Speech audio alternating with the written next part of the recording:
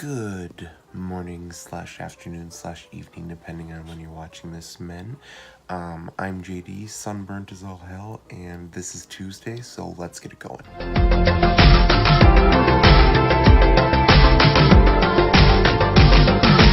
Alright, so this week is Viewer's Choice Week, and I chose to do a topic by, suggested by Ken. He is Phil's fiance here on the Den, and his topic was slut shaming.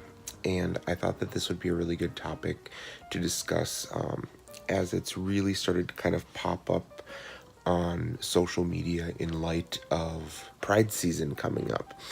But first, so this raccoon thing I have going on right now, my rugby team had a tournament this weekend, and I did not wear sunblock like an idiot, and I turned out like a raccoon, and my arms are getting better, but this is awful and it hurts a lot. Moral of the story is wear sunscreen. In regards to slut shaming, I think that this is something that's becoming more and more prominent in the community because it is a way of validating how we feel about our own promiscuity and our own sex lives while putting other people down. I am obviously completely against the concept of slut shaming because I'm a very sex positive person. And what I mean by sex positivity, for those who don't know, is that I do not see the act of sex as being something that is holy or like this over-the-top, very intimate thing that needs to be with only one person forever. I see sex as being a very natural part of the human existence and a part of what we do as a species. However we choose to express our sexuality, it's important that we embrace those differences in one another and that we accept how each other expresses themselves both physically, emotionally, sexually, etc. This is a really, really difficult topic to discuss without touching a nerve with some people, because there are those who will be like, yep, go ahead, be a slut, you're great. And then there are those who think that sexual promiscuity has to deal with a much deeper issue on a psychological level, when in reality it may be something as simple as they just express themselves, whether it be via sexual activity, whether it be promiscuity with different people.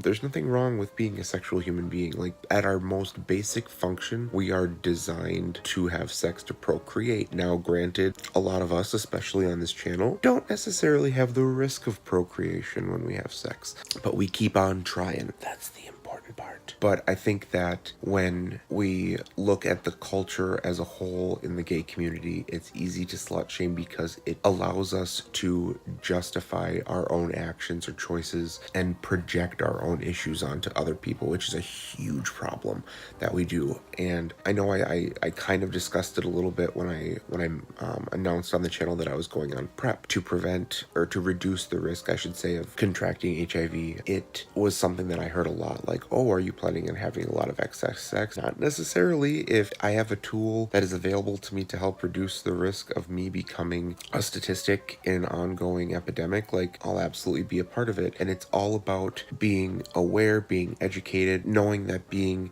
undetectable is non-transmittable. I know I've mentioned that before, but thank you, CDC, for finally coming forward and saying that. But it's all about being educated, and that's really all there is to it when it comes to having sex. Whether it be safe, if you have any kinks, fetishes, whatever it may be, it's about being educated and doing things that make you feel safe, your partner feel safe, and consent is huge. So it really doesn't matter how many people you're having sex with, who you're having sex with, why you're having sex, when you're having sex. As long as there's consent and both parties are part of that conversation, have as much of it as you want to. There is nothing wrong with it.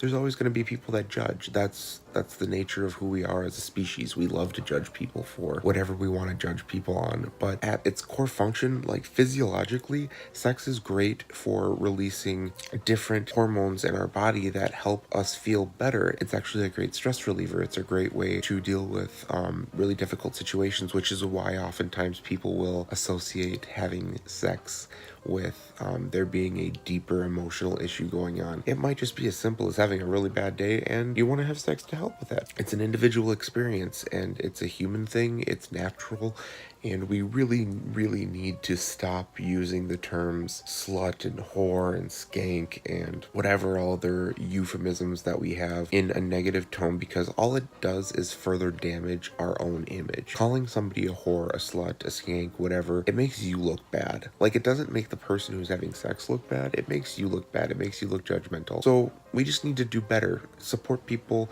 in a million other ways. We have enough stuff going on. We don't need to be trashing each other for our sexual preferences. A little bit of a short video this week. I have a pretty busy week with my hand getting rebroken again after fixing it so that they can get some of the bone out, and it's just been chaotic.